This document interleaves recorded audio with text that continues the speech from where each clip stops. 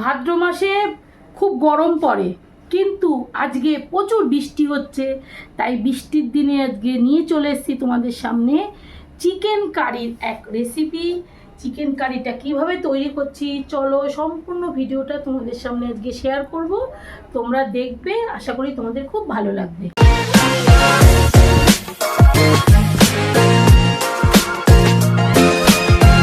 এখানে আমি 600 gram chicken নিয়ে নিয়েছি।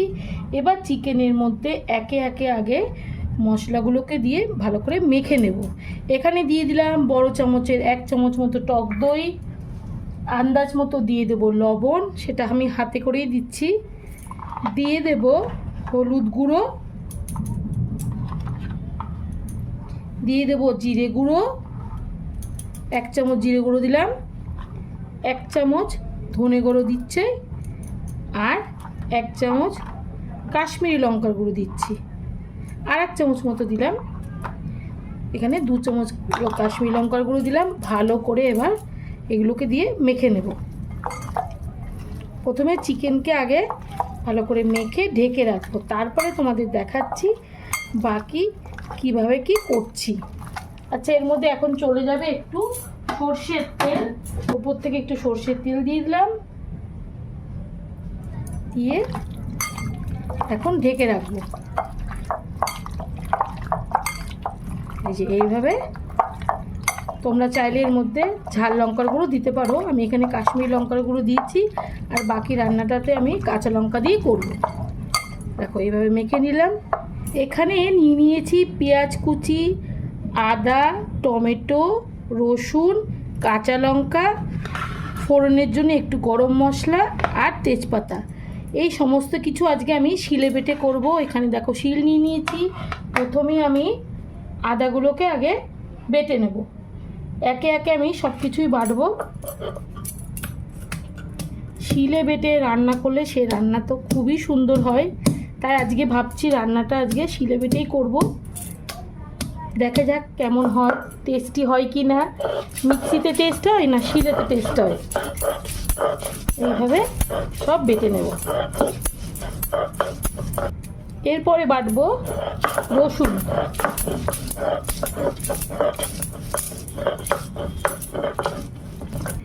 বেটে নেব কাঁচা লঙ্কা। এবার বাটবো টমেটো। টমেটো বাটা খুবই ইজি। সব শেষে বাটা হচ্ছে পেঁয়াজ। সব কিছু বাটাবাটি হয়ে গেছে।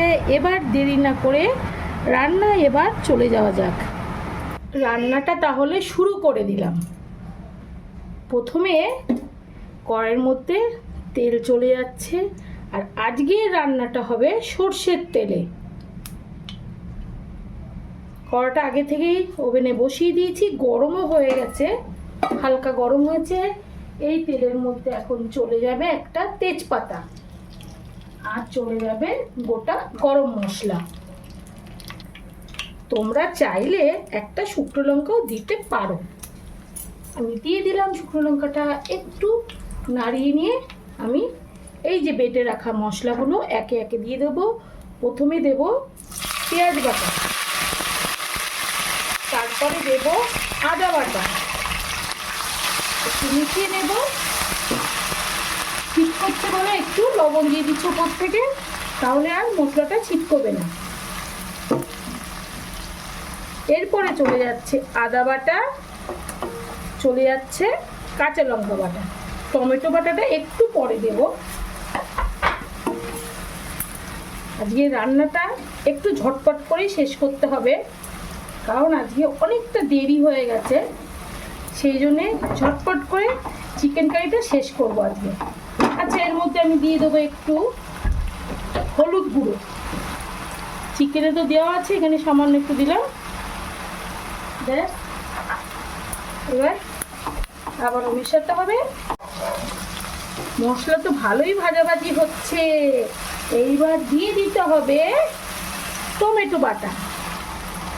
আজকে রান্নাটা খুবই টেস্টি হবে, কারণ আজকে আমি বেটে রান্না করছি সমস্ত কিছু।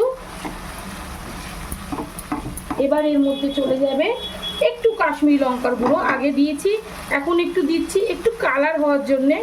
দেখতে সুন্দর হলে কিন্তু খেতেও ভালো হয়, তাই জন্যই আমি কালারটা দিলাম। আর আজকে কিন্তু চিকেনে খুব কম তেল দিয়ে রান্না করব, দেখা যাক কেমন হয়। একটু ঢেকে রাখছি, 5 মিনিট মতো ঢেকে রেখে তারপরে আসছি। এই যে এবার কি তোমরা কারি খাবে, শুধু চিকেনটা কি খাবে না? চিকেন তো দিতে হবে এর মধ্যে, শুধু কারি রান্না করছি। চলো চলো চলো, আর দেরি করে যাবে না, এবার দিয়ে দিতে হবে চিকেনগুলোকে, নাহলে কি করে সেদ্ধ হবে বলো? চিকেন কারি অথচ চিকেন পড়বে না, তাহলে কি করে হয়? তোমাদের সাথে একটু মজা করে নিলাম। চলো এবার খুব সুন্দর করে চিকেনকে মশলার সাথে মিশিয়ে কারিটা তৈরি করতে হবে। এর মধ্যে আর একটা জিনিস আমি দেব, সেটা তোমাদেরকে এখন বলবো না, কিছুক্ষণ পরে সেটা তোমরা দেখতে পাবে।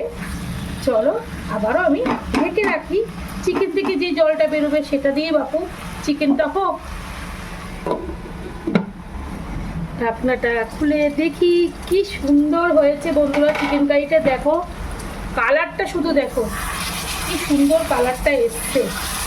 চিকেন কারি কিন্তু একদম রেডি। তোমাদের তো বললাম একটা সিক্রেট মশলা দেব, সেই সিক্রেট মশলাটা হচ্ছে খোয়া ক্ষীর। এই যে খোয়া ক্ষীর, এটা মোষের দুধের খোয়া ক্ষীর ওপর দিয়ে একটু ছড়িয়ে দিতে হবে, তাহলে অসম্ভব সুন্দর একটা টেস্ট আসবে। একটু বেশি করে দিতে হবে, দরাজ হাতে দিতে হবে, তাহলেই তোমরা কারির টেস্ট দারুণ পাবে। খোয়া ক্ষীরের সাথে সাথে চলে যাবে গরম মশলা, যেটা ছাড়া চিকেন একদম অসম্পূর্ণ, আর একটু ঘি, ব্যাস কমপ্লিট। এবার ঢেকে রাখবো, তাহলে গন্ধটা আরো সুন্দর আসবে চিকেনের মধ্যে। টান টান, এই দেখো চিকেন কারি একদম রেডি। কত সুন্দর হয়েছে দেখো, রান্নার থেকে কত সুন্দর তেল বেরিয়ে গেছে। খুবই টেস্টি একটা রেসিপি। এই রেসিপিটা সম্পূর্ণ তোমাদের দেখতে হবে, দেখলেই তোমরা বুঝতে পারবে যে কত সুন্দরভাবে আমি রান্নাটা করেছি। আজকের রান্নাটা পুরো শিলে বেটে হয়েছে, সেটা তোমরা দেখলে বুঝতে পারবে। আর যদি তোমাদের রেসিপিটা ভালো লাগে তাহলে কি করবে, একটা লাইক করবে, শেয়ার করবে, কমেন্ট করবে।